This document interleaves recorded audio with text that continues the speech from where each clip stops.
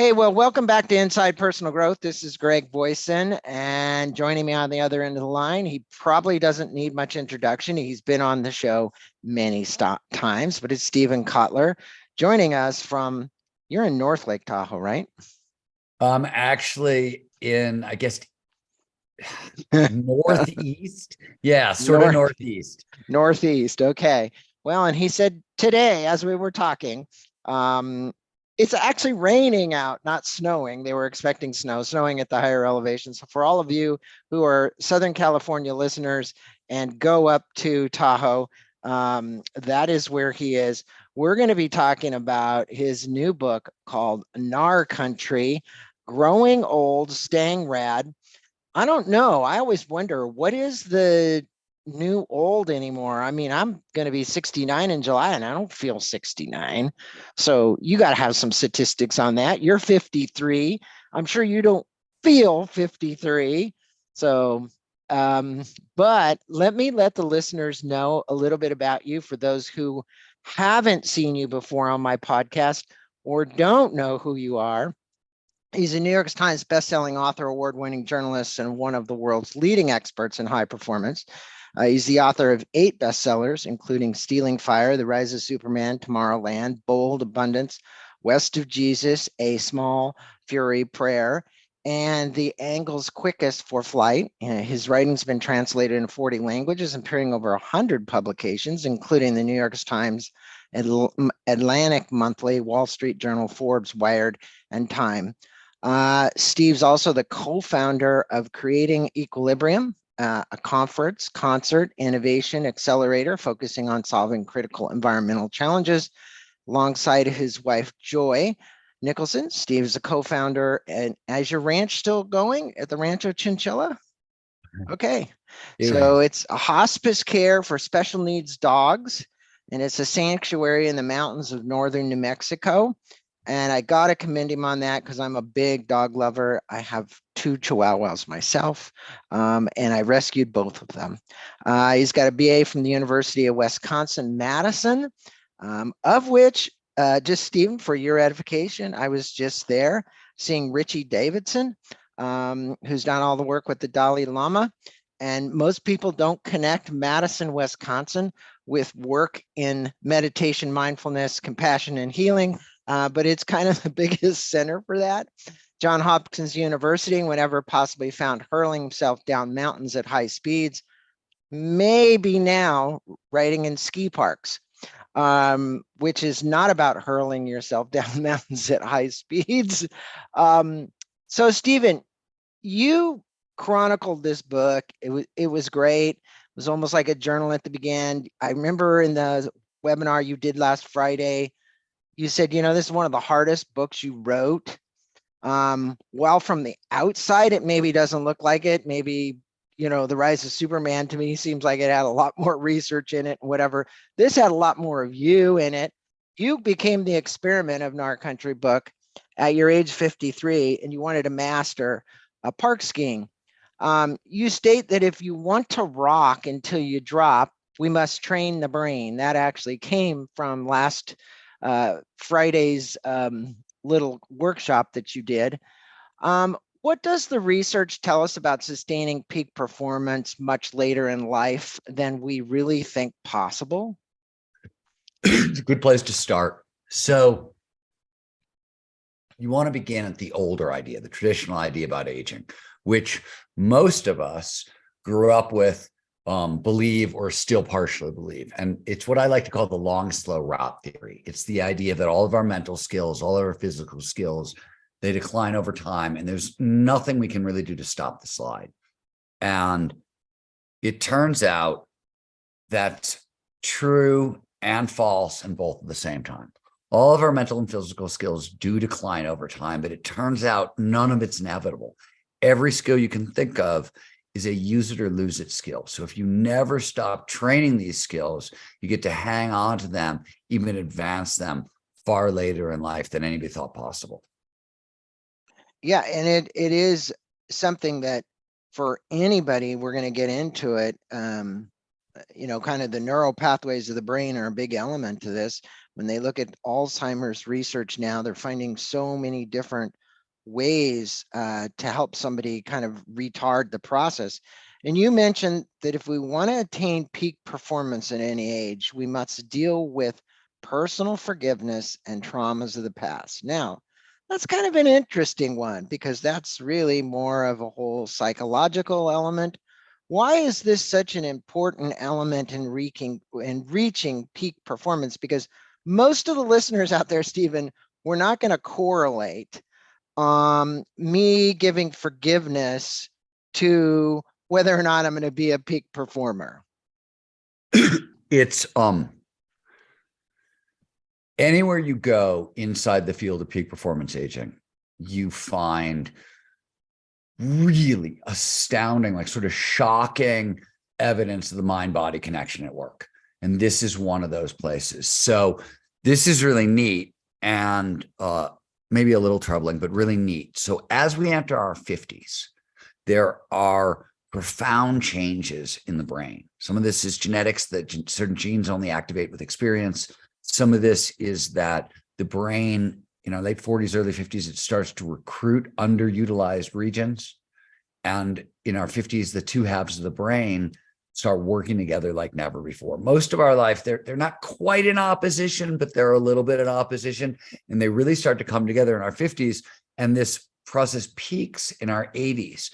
And as a result, we gain access to whole new levels of intelligence, wisdom, empathy, and creativity. We can go much deeper into that topic in a minute if you want, but these are real cognitive superpowers. But like a lot of things in psychology, this is adult development. This is a natural thing that happens in the field of adult development, but adult development is not automatic. So childhood development is kind of automatic.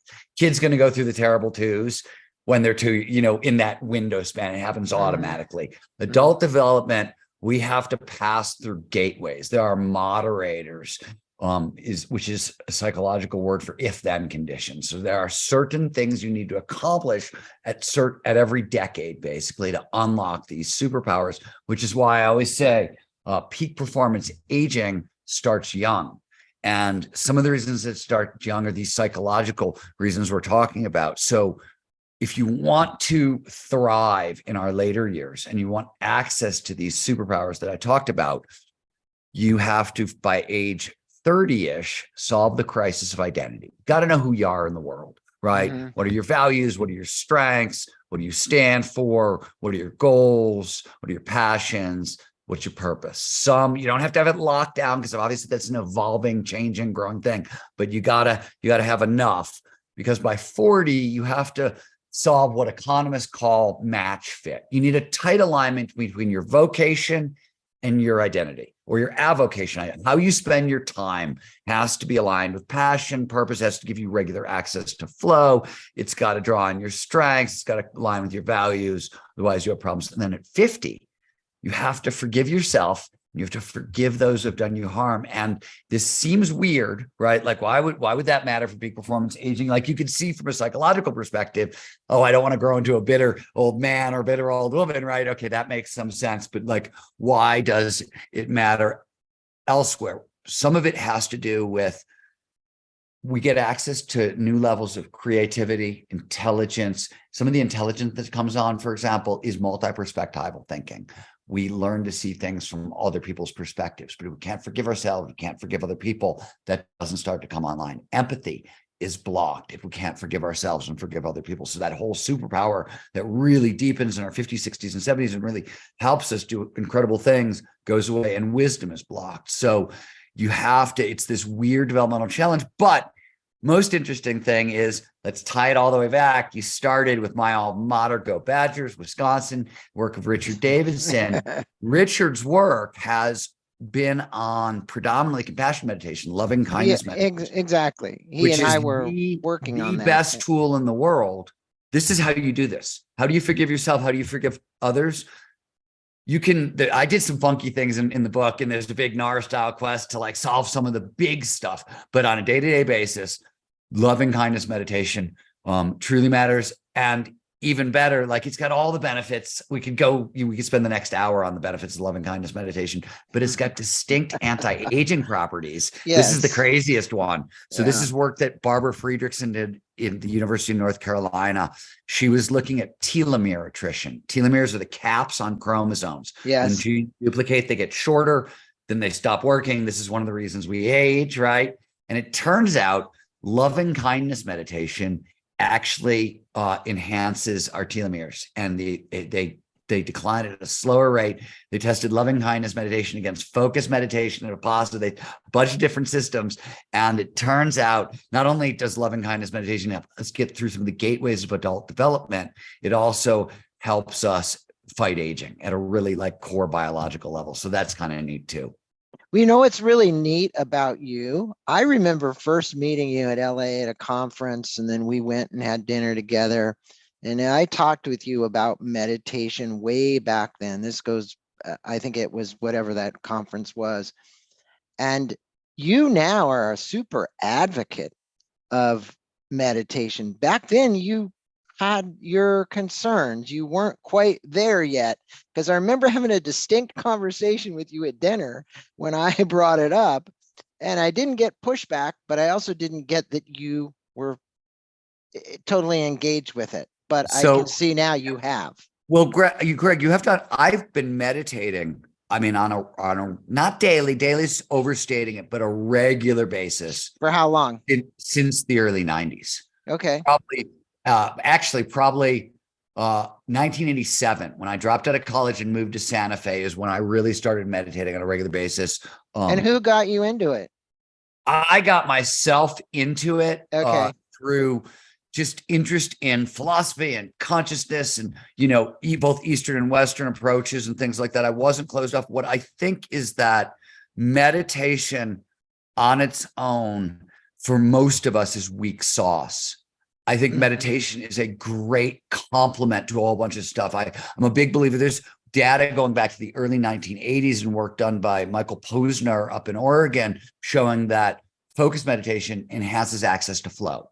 So I've always been a proponent of using, I think flow is a equally powerful, if not more powerful tool, but meditation used in concert with flow. And like I wrote in Stealing Fire, different altered states are tools, and ways of altering our consciousness are tools, and they're best combined. You know what I mean? You can use them together. It's combinatory therapies that are the most interesting to me and have always been.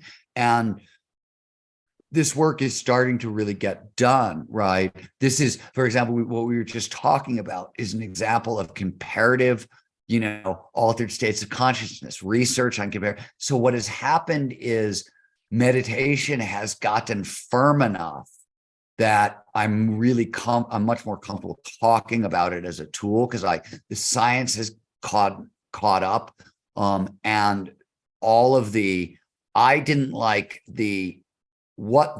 I wanted to put flow research on a strong neurobiological footing. That's always been mission one. And when the new age was controlling the dialogue on meditation, I wanted nothing to do with it, because that's not a dialogue. That's a very closed-minded approach to meditation as far as I'm concerned. And I want something that bridges the gap between science and spirituality, which is what Richie Davidson, what my mentor, Andy Newberg, what like a lot of the pioneers in my field did. They went into the spiritual community. They found great people, Dalai Lama, Yongye Mingyar Rinpoche, a couple others. And they said, what are you experiencing? This is what our research can tell us. And they started building those bridges. So I love that. Love having the conversations. I didn't like it back then because I felt the spiritual community was so closed-minded towards the science community. It didn't strike me that the science community, they were closed-minded to the spiritual community in like the 80s, right? But around the time you and I had that conversation, the bias had switched and it was in the spiritual community.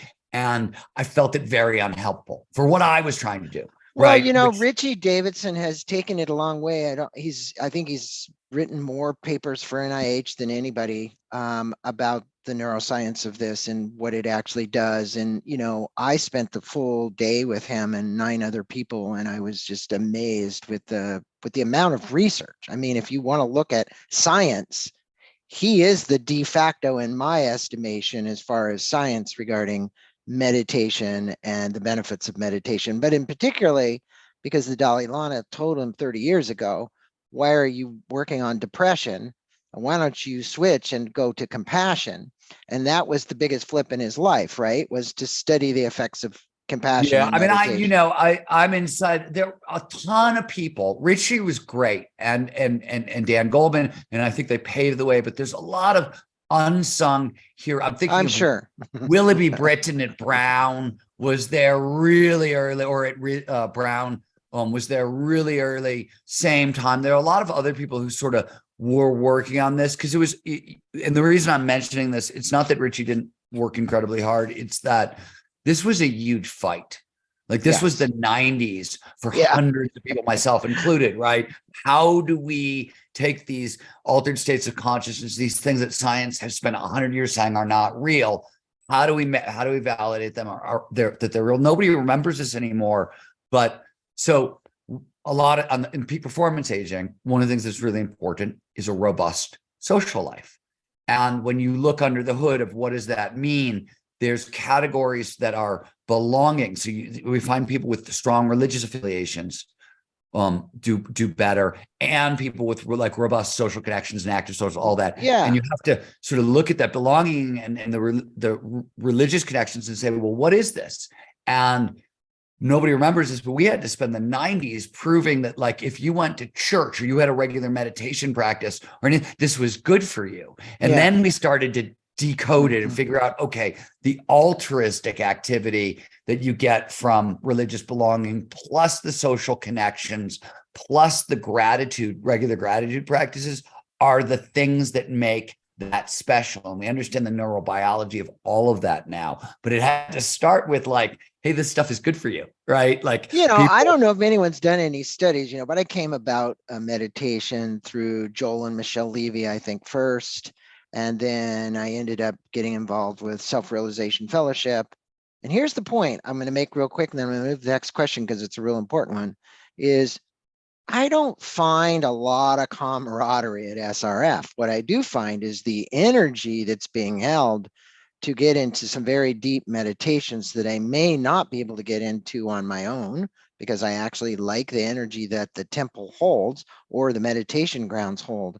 But what I will say is you're not finding a lot of people glad handling afterwards saying, hey, let's go do coffee. Let's go do this. Or let's go do that. It isn't that kind of place. But look, you are the foremost thought leader on flow, the flow research initiative that you're working on and have been working on. Collective. You've been working on forever. And I'm going to direct our listeners to that as well. While I believe the listeners might know what flow is, I think coming from you, it'd be nice to have a definition as we speak about flow and aging and how they go hand in hand. It's one thing to talk about flow and say, hey, look, I'm trying to get into a flow state. I want to hack flow. I want to, I'm going to microdose something to get into flow, whatever it might be. My point is how do the two go hand in hand with aging? Yeah, so this is really super interesting, but let's start with the definition. Flow is scientifically, right? It's defined as an optimal state of consciousness where we feel our best and we perform our best. And more specifically, it's any of those moments of rapt attention, total absorption. It's so focused on what you're doing on the task at hand, Greg. Everything else just starts to disappear, right? Sense of self-consciousness, the voice in your head get really quiet. Time passes strangely. Usually you just get so sucked into what you're doing that like 5 hours go by in what feels like 5 minutes. And throughout, all aspects of performance, both mental and physical, go through the roof. So there's a huge amplification in about a dozen different mental and physical skills, maybe more, that happen in flow. Flow is how humans do peak performance. It's a built-in function. Anybody listening can get into flow, right? It's kind of baked into most mammals can get into flow, actually.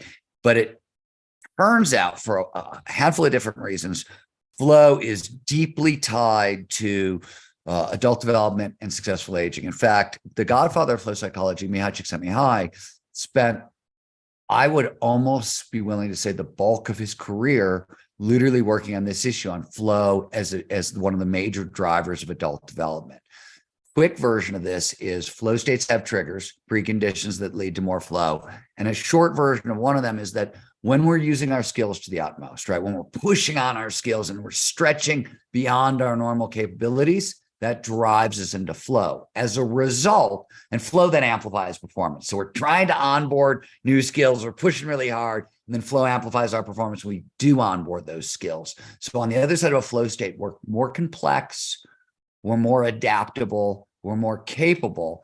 And for the exact same reason that loving kindness meditation works on forgiveness, so flow works on the same part of the brain, the temporal parietal junction. And as a result of being in flow, we become more empathetic and we become wiser. So flow is an engine of how we grow up.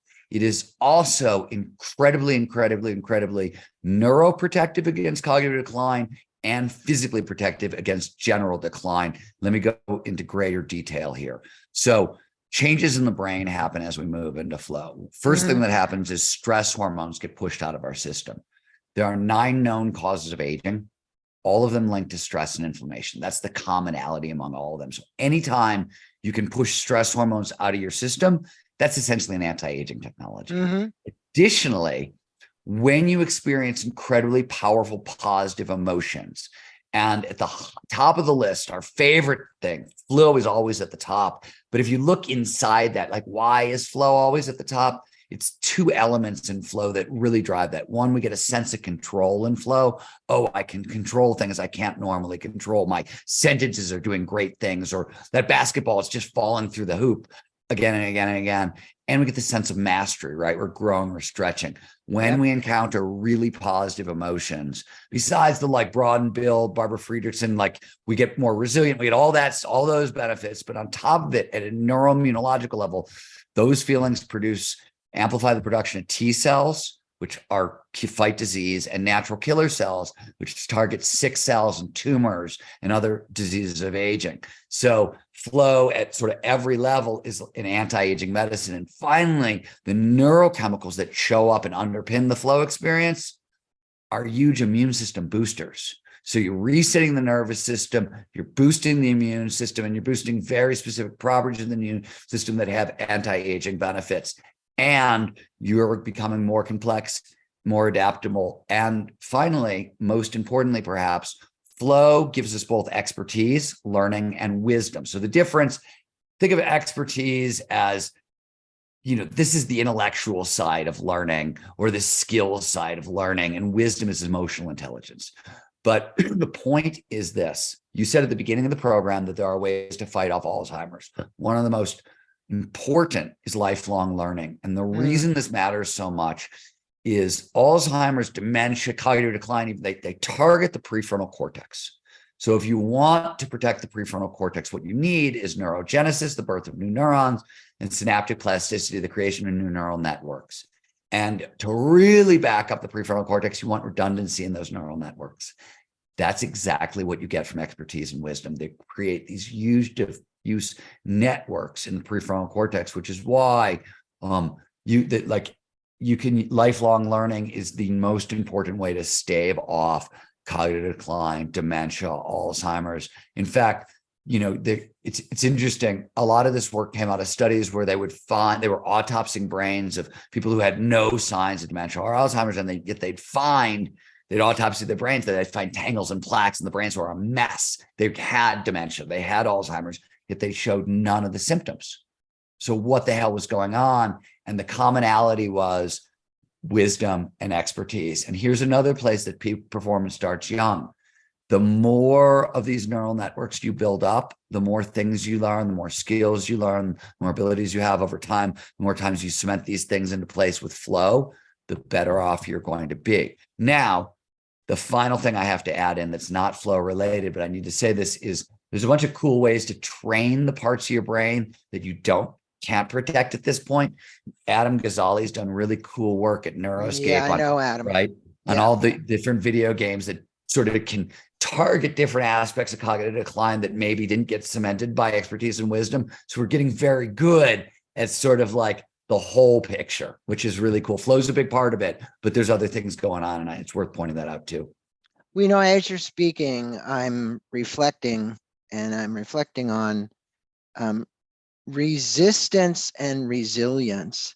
You know, the more you let go because of this optimal state, whether you get it through attaining flow or meditation, which is an optimal way to get to these states, you reduce resistance to what comes at you, and you build resilience. And I'm just curious because it was kind of like it was just like those two words are floating in my brain as you were talking, and I'm going like, hey, to me, that's it. And you know, you speak with the listeners, if you would, about what you know I've kind of been working with lately is this peripheral vision activities, the parasympathetic nervous system, and the importance it is in overcoming fear. Because fear, as you know, that's going to release cortisol. Cortisol is bad. Fear is what you kind of want to stay away from. I'm going to say, I want to hear what you say. I know in certain cases, fear protects us, but especially when it came to park skiing, snowboarding, etc. Speak with us about the peripheral vision, the connection, overcoming fear, and how this worked for you and all the other participants in park skiing. So at the heart of, so the background is not only do we have all these use it or lose it skills, right, that we keep trying to get to hang on to them. There's this traditional idea, old dogs can't learn new tricks, right? And we know the importance of lifelong learning to peak performance aging. We just talked about it, right? Yeah. And I was looking at a bunch of stuff in flow science, in network neuroscience, neurodynamics, embodied cognition, a couple other places. And I was saying, if these things are true on paper, I should be able to onboard really difficult new motor skills, even in my 50s, right? That was the theory. Yeah. That was what I decided to test. But part of what I was doing was I was going 1 inch at a time. It was start with an established, something you could do 100% of the time with zero fear, no conscious interference, and build on it 1 inch at a time in a creative, playful manner, right? That was the whole, we could talk about all the reasons why, but that was at the heart of it. But fear creates tremendous amounts of problems with performance, right? It first of all, it doesn't let you know where that 1 inch at a time is, right? It obscures it. It's harder to figure out where you're going. It hampers performance. Too much fear can block. It blocks power, our ability to access 100% of our strength. It blocks fast twitch muscle response. It makes us less creative, more conservative, more blocks learning. There's a big detriment. So you always have to be monitored in any kind of sort of difficult challenge. Fear levels matter, right? You want daily practices to monitor your nervous system, gratitude practice, mindfulness practice, exercise being the three best. But then what do you do in situations where you're redlined, right? So you need some tools for that. Most of us know enough to do deep breathing, and they know if you want to activate your parasympathetic nervous system, it's very useful to make your exhales double what your inhales are. And if your exhales are longer than 7 seconds, bonus, because at about 7 seconds, your brain goes, oh shit, look, long exhales, you must be calm. We don't have to produce so many stress hormones and fear chemicals, etc. Can I ask you a question in the middle of this? Sorry to interrupt, but I mean, I know a lot of people out there are, and this is a big field now, heart rate variability, right? It's like, okay, I want peak performance. I want to look at my heart rate variability. Is this a push day? Is this a maintain day? Is this, so I get that, you know, this science may not be perfect, but it's been around for a long time. And there's good stuff with HRV. And I think HRV is very useful, for example, for overtraining and for recovery. I believe that an over-reliance on measurements and metrics ends up hindering as much as it helps. And I think it's better to be able to sort of get internal signals of overtraining those things. But if you're trying to learn how to steer your sleep, your training, I think HRV is a really good tool. There's all kinds of really interesting work on HRV and longevity. So there's direct correlations to high heart rate variability and longevity and health. So there's a lot of benefit there. Not what we're talking about here at all. No. Heart rate variability is not an in the moment thing. In fact, every single heart rate variability app out there, any way you can track it, with the exception of First Beat, and they have proprietary software. So you have to actually be working with them, and it's a big machine that you're wearing. Nobody can track heart rate variability in acute situations. So I always use the technique we're talking about with peripheral vision is how do you, ski something that scares you, right? Yep. Do something that scares you. Heart rate variability, it'll tell you whether or not you want to put yourself in that situation in the first place, but it's not going to help you in the moment. Breathing can help you in the moment. The other way to get that same parasympathetic response even quicker, and this is work that comes out of Andrew Huberman's lab at Stanford. He was the one who first figured this out. If you look at the world through your corners of your eyes, your brain goes, oh shit, all is chill. I can relax. I don't have to produce those stress hormones. When we're super focused, laser focused on what's directly in front of us, it's like fight or flight. That's very acute focused vision. So the opposite, I got it.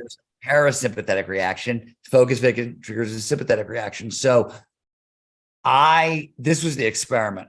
In the middle of my ski season, I had a ski partner, Ryan Wicks, and we were running a lot of different experiments, but throughout, Ryan's a slightly faster skier than I am. And we're similar size, similar levels of aggression. We skis like I couldn't figure it out. What's going on? Why is he always a little faster than me? And I asked him about it, and he said, I don't know why, but I try to keep my vision really far down the hill. And I know there's a very tight link in the body between we go where we look. So I already knew that in performance literature. So, but when I was listening to him talk about where he was keeping his focus, it sounded like what I had heard Andrew Huberman talk about this peripheral vision ideas. And I put it together and I said, okay, let's see if this is the same thing. And if it's true, and I started applying it on a ski hill, by keeping my vision farther down the hill and trying to widen it out, keep it as wide as possible, I found that I calmed way down. It slowed everything down. And it actually was a really good in the moment, because part of my adventure, trying to learn to park ski, it means doing stuff that scares you on a daily basis. And you don't, in my experience, courage always, like having to take that step through fear, always feels bad. Doesn't matter how many times you do it, it always feels bad. That maybe there are people out there who get over that bad feeling. I've learned to train it. Like I can now look at it in certain writing situations and be like, okay, I know what that is. I don't even have to feel it. But in athletic situations, I still feel it every time. What actually happens to you when you say you feel bad? Oh, I know certain people biologically, their systems produce chemicals and they end up getting a headache, they get a stomach ache, they get, there's a lot of things that can happen. I'm just curious what happens to you when you say you feel bad. I get stomach aches, I can get headaches, I get all of that, right? But in the actual, if it's physical danger or, I get butterflies, spiraling. When the danger signals for me, what I look for is spiraling thoughts, because once my thoughts start to spiral, there you go. Fear is going to impact muscle performance. So that's the thing that really, if my thoughts are spiraling, if I'm spinning, if I can't get new thoughts in, then there's a bunch of tools I want to reach for. Peripheral vision is one, breathing is another. Curiosity is fantastic. Curiosity may be the very single best way to fight fear in the moment, because your brain has a very hard time being anxious and curious at the same time. They're opposites. You're distracted.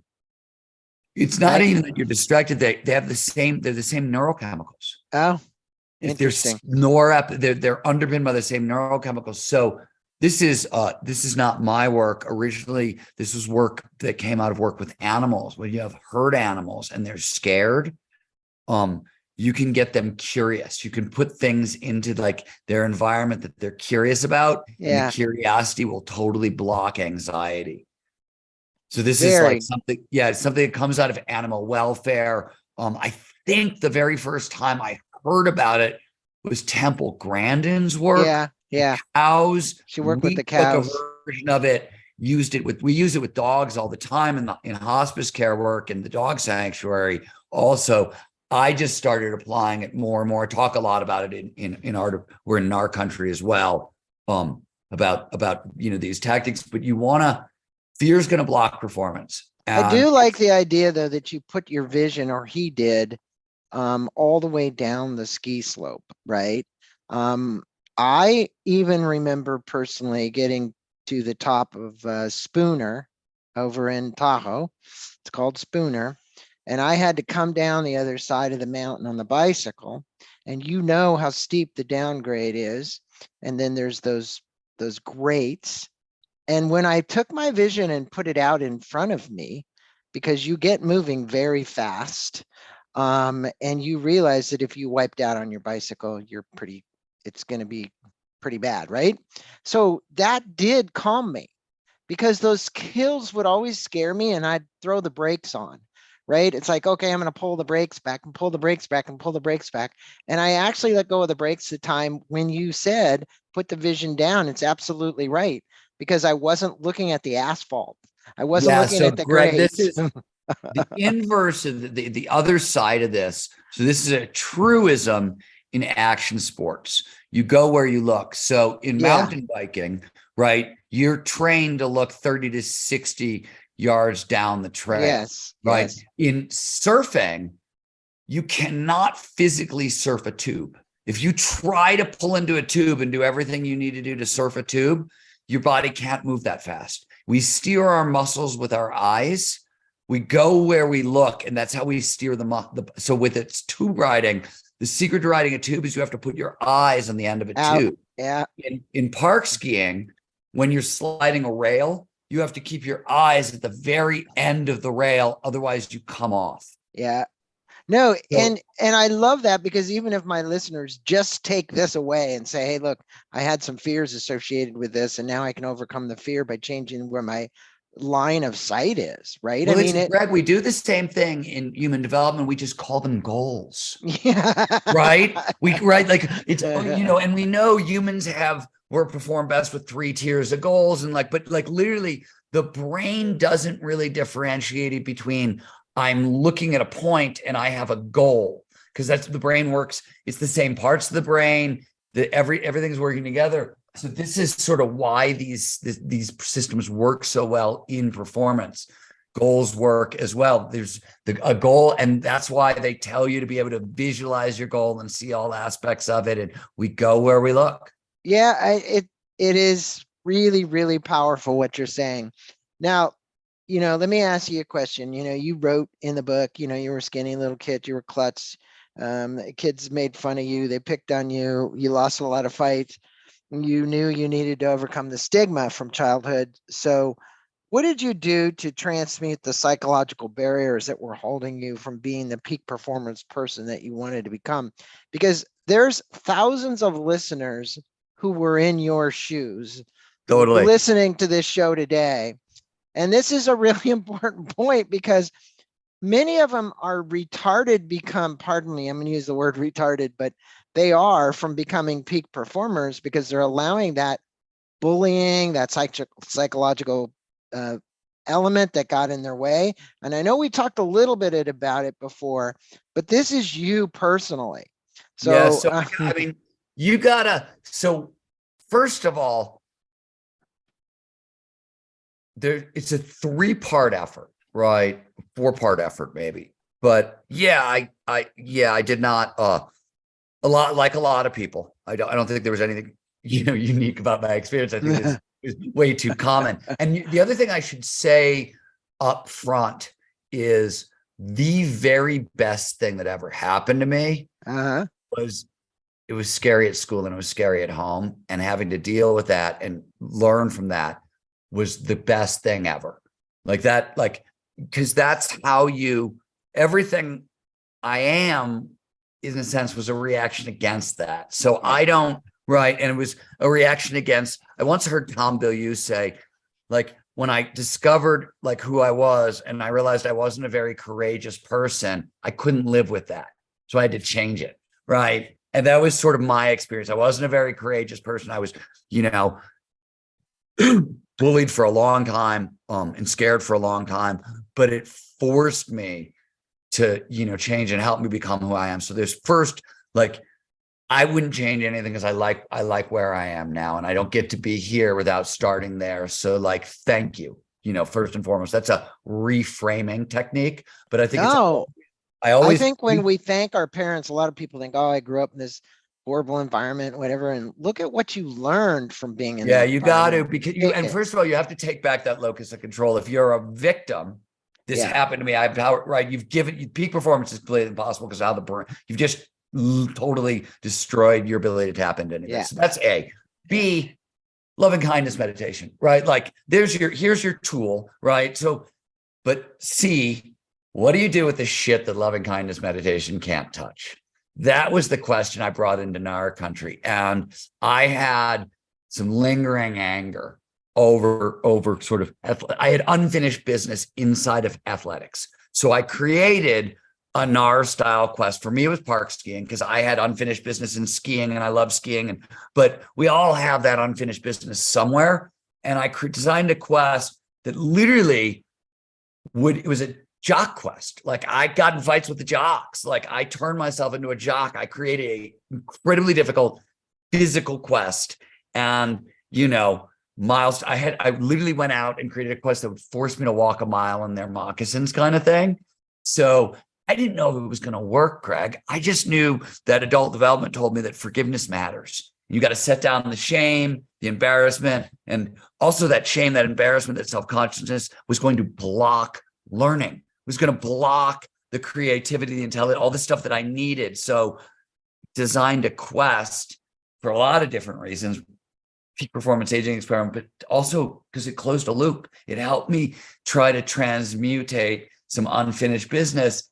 And, I had milestones for progress and I had ways to get feedback and see if I was actually reaching these goals and it was working and whatnot. But like, don't think there was in the beginning, there was no method to my madness, right? There was just like, these are the facts and I'm screwed. So let's create a crazy ass experiment that tries to fix this and see if it works. Yeah. And then if it works a little bit, let's study the neurobiology of it and like make it more rigorous. And like, that was a lot of that stuff.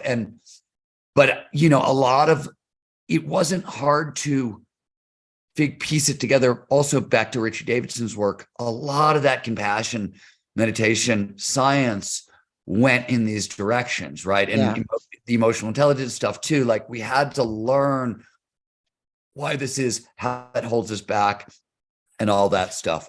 And so but it did work for you. It worked. The funny, it's you sort of see that by the end of the book. And the proof that it really worked is my entire life had been blocked from group flow when I was skiing with other people. I'd get into it alone or maybe with one other person, but I was so self-conscious when there were a group of people around. And the proof is that now I can like regularly drop into group flow with a big group. Like that was the signal that, oh, you've really actually gotten over this. And you can you're our participant, not on the outside feeling bad or any of those other insecure, self-conscious, all that other stuff. So any of that resentment and anger that you may have had pinned up inside of you about these other athletes, you basically came to peace with that during this experiment. Well, the other thing, so the book is, the book opens literally with the definition of punk rock, right? And what people have asked about that. Why is that? What is that? Because one of the things that punk was a cultural reaction to trauma, to powerlessness, right? Yeah. And one of the things that the punk movement really taught us was turn anger, resentment, hostility, whatever you got, take that and turn it into creativity. That's the path forward. So do something with that. Anger's great as an energy. It's just bad if you hang on to it, right? It's good. It's better than depression because there's energy there, right?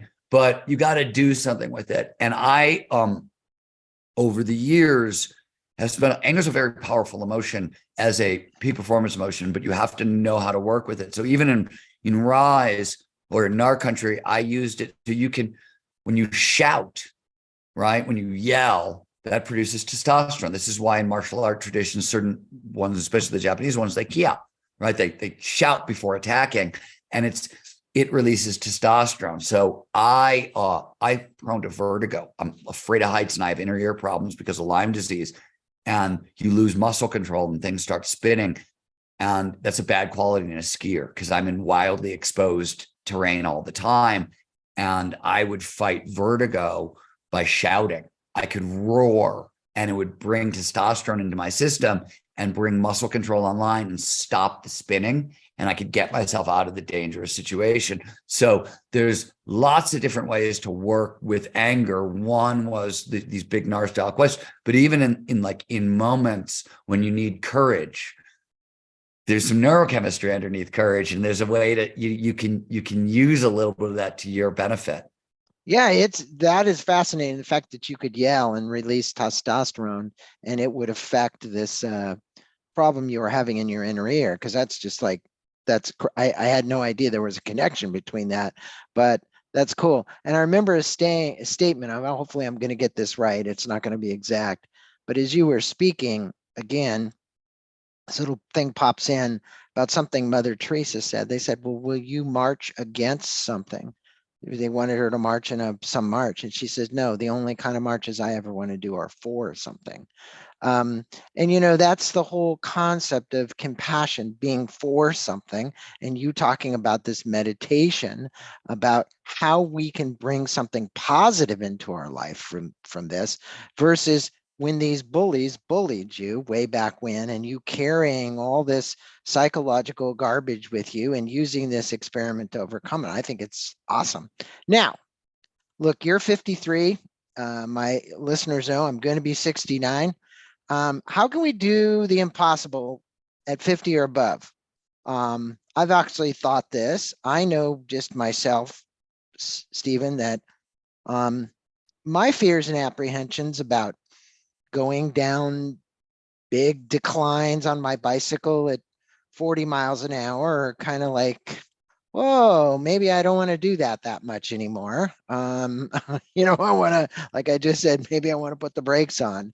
And sometimes I don't, a lot of times I don't let it fly anymore, but there are times where I do want to, but the fear keeps me from doing it. How could I conquer that?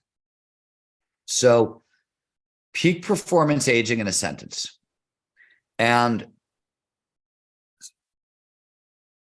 we can unpack it afterwards, but in a single sentence,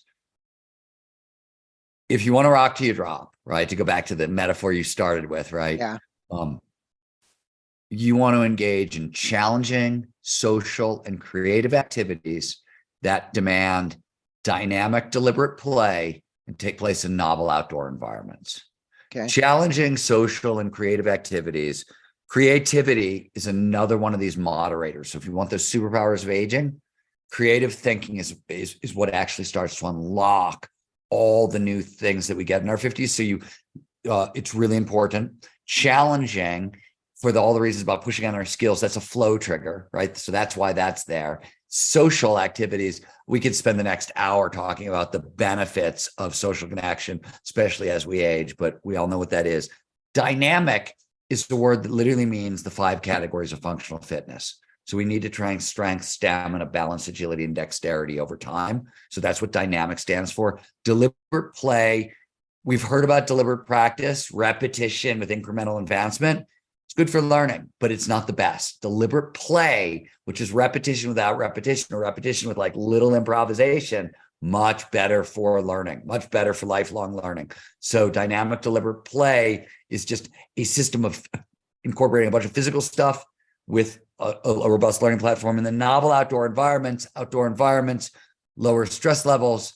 And they also, novel outdoor environments amplify access to flow. They also improve neurogenesis, the birth of new neurons and new neural networks. So that's it in a sentence. That's what people need to hear. Hey, I was listening to Huberman last night on a podcast on the way home from Anaheim, and I want to get your opinion on this. And I'm, like I said, a little older, but he said, look, upper body stuff, great. Lower body stuff, legs, thighs, calves, muscles, doing lifts with your toes. Andrew must have read my book. Okay. So yeah, he's and I'm asking you this question. This is a question. I've cycled all my life. My calves, my thighs, all that stuff is like, it's kind of rock hard in comparison to my upper body, which is not. But he's saying that part isn't as important as you age, because to keep your agility, to keep your balance, to keep it, you want to be working as much as you can on your lower body. And I was sitting here going, well, I've just been told I need to work on my upper body. So I'm just curious. Yeah. So he's right. Leg strength is the single most important correlate for health and longevity. But there's a bunch of reasons. One, because social connection is so important for peak performance aging, that if we lose our mobility, that goes away. Falls are a big killer of older adults, right? They lose their balance, right? So also really important is bone density. So there's a lot of bone-brain connection. Most people don't realize that your bones store minerals, which the brain runs on. So if without a lot of bone density, some of the decline we see in the brain is actually a bone-related decline. So you have to work on bone density. One of the reasons leg strength is emphasized, big bones, but that's also upper body strength still matters, right? It's use it or lose it across the boards. And now, do you want to prioritize legs and lower body? Absolutely, you do. Yeah. You really do. But you don't want to. You want to prioritize the entire kinetic chain, right? And you used weighted vests, and I know he was talking last night on the podcast with Tim Ferriss about how he goes out on a Sunday with weights in a pack, and literally will just do 5 hours. Like 5 hours on a Sunday of hiking with like water in the backpack or whatever the hell he puts in there, or weighted vests. What problems does that overcome? How did that help you with the fast twitch muscles, the response, the fine motor performance, the stamina, all that? It's all of it. Yeah. So it's again, hiking with a weight vest. You have to, the WHO is clear, the World Health Organization, if you want peak performance aging, you need 150 to 300 minutes of stamina training a week, 2 strength training days, 3 balance, agility, and flexibility days. Like that's what you need for peak performance aging. So unless you want to train a couple hours a day, 5 days a week, you got to find multi-tool solutions, a single tool that solves multiple problems at once. Skiing hits all of those. Right. Mm-hmm. But I had to train for the skiing that I was doing. So I started with hiking with a weight vest because it hits all the categories. And as you pointed out, you get my motor performance, you get fast twitch muscle response. Fast twitch muscle response I got because I would go up with the weighted vests and then I would come down fast. Wasn't full out running, but I was moving faster than a normal so descent. And what about rowing?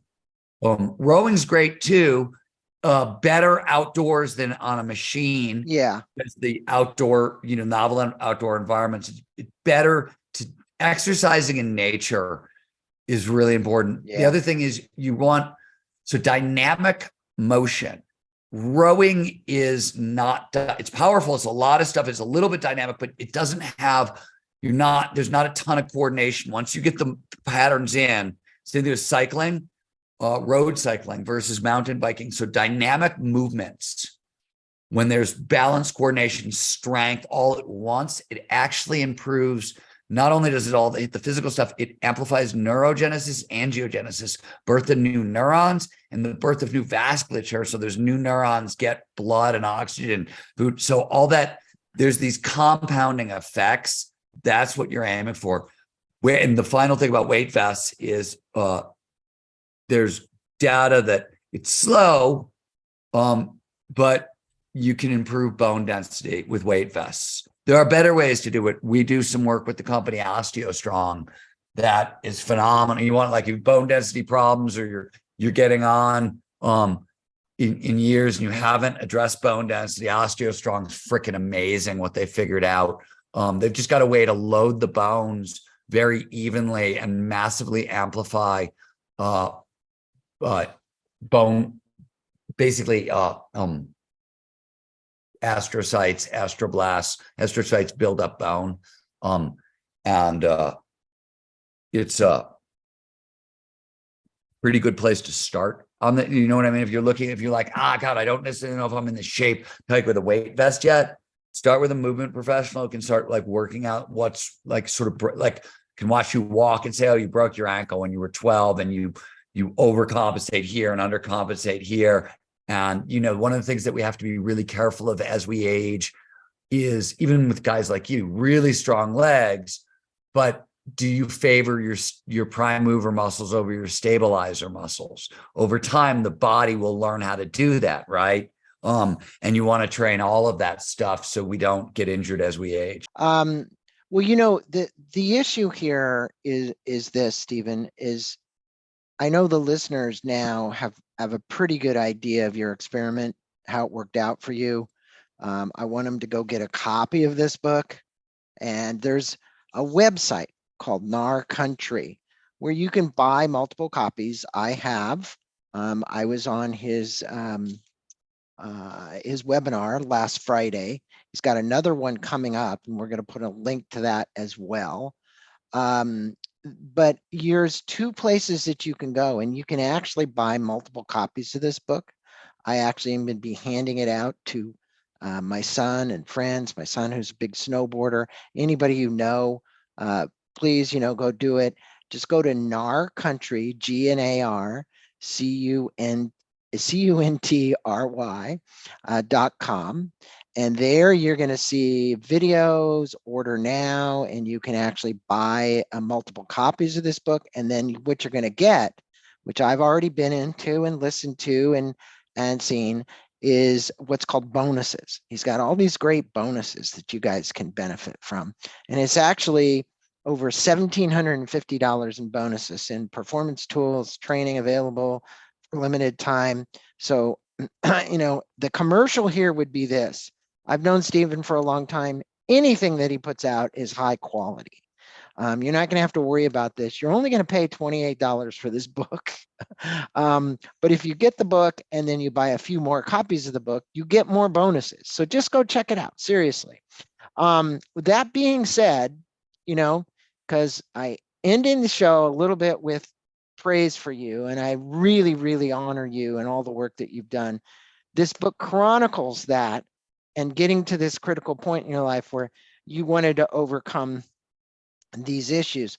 What advice, last bit of advice, would you leave our listeners about with the path of peak performance? If there were 3 or 4 things, I know we've talked about so much, you know, the psychology of it, the community element of it, the fear associated with it, the release of chemicals. In the last hour, we've talked about a ton. But if there were 3 things that I could go apply to my life today, what would that be? So I'm going to give you one thing and 3 ways to apply it. Okay. Invert it, because peak performance aging starts with mindset. And so the mindset of old, which is that voice in your head, the one that says, don't go down the hill at full speed, right? Like the mindset of old. Put the brakes on. Right. That shows up early. There's a bunch of, like, it can start to show up in our 20s. It is the play. You need to change it. And so that when the voice says you're too old for that shit, you got to fight it back. Why? Because a positive mindset towards aging. I am thrilled with the days that are in front of me, the second half of my life, and think that the days that are in front of me are filled with exciting possibility. You know, those kinds of thoughts. It translates literally to an extra 7.5 years of healthy longevity. We talked in the beginning about the mind-body connection. Here's another example. And there's so much data on this. And so people hear that and they go, okay, I got to shift my mindset around aging. How the hell do I do that? Here's my 3 things to do.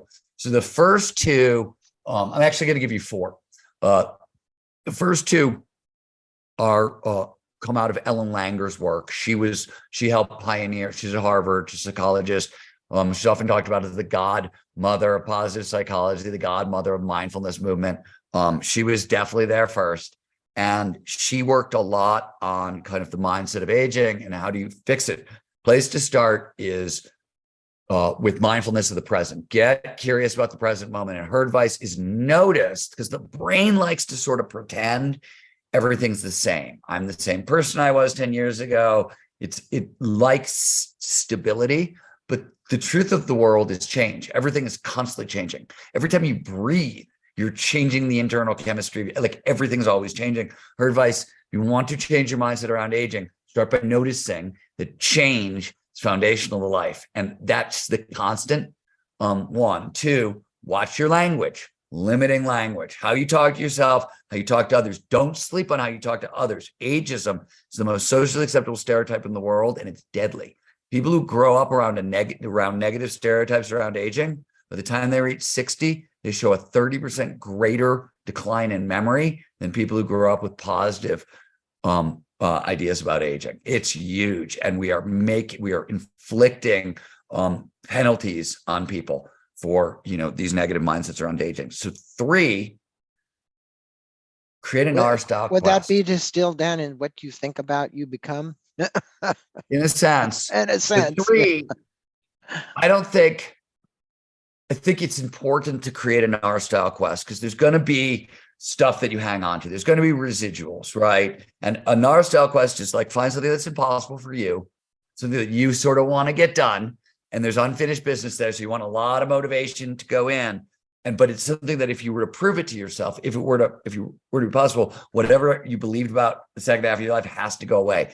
My Gnar Country class, that was exactly what I did. That was what the biggest lesson, and this is the biggest lesson of running this experiment with hundreds of other people at this point, is when you create an experiment, when you go up against your own personal impossible, it just destroys these traditional mindsets. And 4, put down your goddamn smartphone. Put it away. Smartphones They make you dumb. Well, they create a mobile mindset, which is like they emphasize solipsistic, narcissistic behavior, and it actually will block the very mindset you need, right? And the other thing is peak performance aging. There's a lot to do. There's a lot. You got to get busy. Most Americans spend 4 to 6 hours a day on the freaking phone, on their phones. So, where do you get the time? Put down the phone. It's bad for your brain. It's bad for your mindset. And I mean, we could go on. I could literally talk for the next hour, basically, about all the detriments that smartphones have on the brain, and especially the aging brain. Smartphones train down exactly the skills that we need to be training up over time. Totally.